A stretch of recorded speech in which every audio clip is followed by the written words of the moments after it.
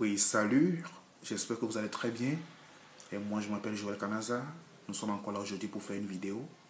Je suis votre motivateur et pasteur missionnaire ici au Brésil.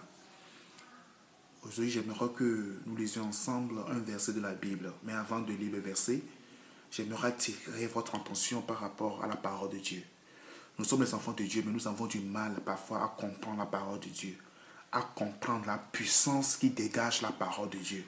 La plupart des chrétiens lisent la parole de Dieu comme la littérature. C'est pourquoi ils n'ont pas un résultat positif par rapport à leur prière. C'est pourquoi ils n'ont pas une résolution palpable par rapport à leur supplication. La parole de Dieu, c'est une parole ou c'est une source de Dieu même. La Bible est une source de Dieu. La parole de Dieu est une source de Dieu. Ça a été inspiré par Dieu lui-même. Donc la Bible a des véracités importantes que nous, en tant qu'enfants de Dieu, nous devions savoir. Si nous ne savions pas ça, nous aurons toujours la difficulté à comprendre les mystères ou à vivre les choses surnaturelles. Moi, je dis souvent que si tu veux réussir dans ta vie chrétienne, dans ta marche chrétienne, il faudrait que tu comprennes ce que c'est que la puissance de la parole de Dieu. Mais ne lis pas la parole comme la littérature. Mais si tu veux lire un verset, demande l'assistance du Saint-Esprit pour qu'il puisse venir t'accompagner. Parce que c'est le seul qui est notre enseignant parfait. Amen. Lisons ensemble dans Jean 10, 10. C'est un verset que j'aime beaucoup. Nous allons lire ensemble. Le voleur vient seulement pour voler, pour tuer et pour détruire. Moi, je suis venu afin que les hommes aient la vie, une vie abondante. Jésus-Christ nous fait comprendre que Satan, le diable, il vient dans notre vie pour voler, pour tuer, pour détruire. D'autres personnes et d'autres versions disent pour dérober. Mais Jésus nous fait comprendre que lui, il est venu pour que nous ayons quoi? Nous ayons une vie abondante. Une vie abondante.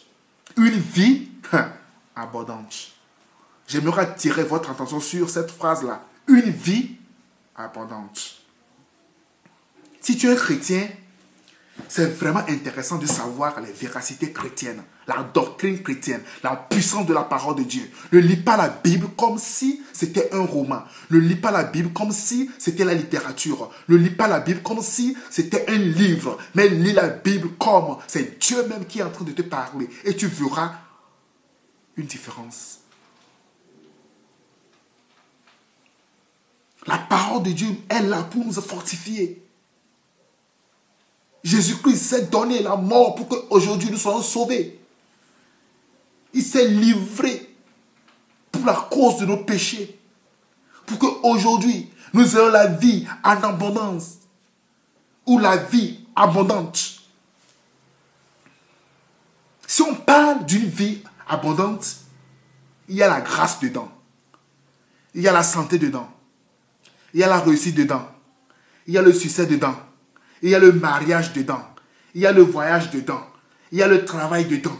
Il y a tout dans la vie abondante. Si tu es chrétien, tu es appelé à te poser la question, pourquoi ma vie, ça ne va pas? Pourquoi je n'ai pas le succès? Pourquoi je n'évolue pas? Pourquoi d'autres personnes réussissent et moi je ne réussis pas? Pourquoi je n'avance pas? Tu dois te poser cette question personnellement. Parce que tu n'utilises pas ce verset, qui est Jean 10, 10. Ne te laisse pas dominer par Satan. Ne te laisse pas écouter les mensonges de Satan. Satan vient juste pour voler, pour tuer. Il vient pour voler, pour nous voler, pour voler nos rêves, pour tuer nos rêves, pour détruire nos rêves, pour détruire notre avenir, pour tuer notre avenir, pour voler notre avenir. Il est là pour nous donner la peur. Ce que c'est que le mensonge, c'est Satan. Le dragon, c'est un menteur. Mais Jésus-Christ te dit aujourd'hui que lui, il est venu pour que nous ayons quoi? nous ayons la vie. Non seulement une vie, mais une vie abondante.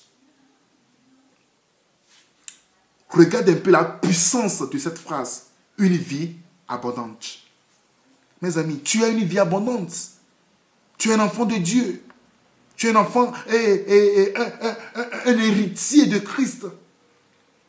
Avant, tu ne pouvais pas appeler Jésus-Christ comme ton papa ou comme ton Seigneur. Mais aujourd'hui, tu as Jésus-Christ comme ton papa. Nous sommes adoptés. Nous sommes des enfants adoptifs. C'est pourquoi nous pouvons l'appeler Abba Père. Abba Père. Ce qui veut dire quoi? Papa chéri. Tu peux causer avec ton papa aujourd'hui. Va à la croix. Dépose tes soucis au pied de la croix. Et rentre chez toi dans la joie. Comme Anna. Anne était partie au pied de Dieu. Quand elle cherchait un enfant, la prière de Anne a été tellement directe et claire. Si tu me bénis d'un enfant, un mâle, elle a bien précisé, un mâle, je te donnerai. Il sera à ton service. Et Anne a déposé ses soucis au pied du Seigneur. Et Élie lui a béni, que Dieu écoute ta prière. Elle est partie d'un cœur joyeux. Et après tout, elle a vu la gloire de Dieu. Tu as la vie en abondance dans ta vie. Ou tu as la vie abondante là où tu es. Tu n'es pas n'importe qui. Tu es un enfant de Dieu. Jésus-Christ est mort pour toi. À cause de toi, il est parti, il est allé à la croix. Mais nous avons une bonne nouvelle. Lui-même nous déclare qu'il est venu. Ce qui veut dire que quoi? Sa mort est pour que nous ayons la vie abondante. Mes amis, je suis là juste pour nous encourager. Que Dieu vous bénisse. Qu'il soit avec vous. Pour que le Saint-Esprit puisse nous expliquer toujours la puissance de sa parole. Même si tu es malade, il faudrait que tu chantes ton langage. Dis-toi que tu as la vie abondante en Jésus-Christ. C'est la parole de Jésus. Si tu crois, tu verras la gloire de Dieu. C'est la parole de Jésus aussi. Jean 11, 41.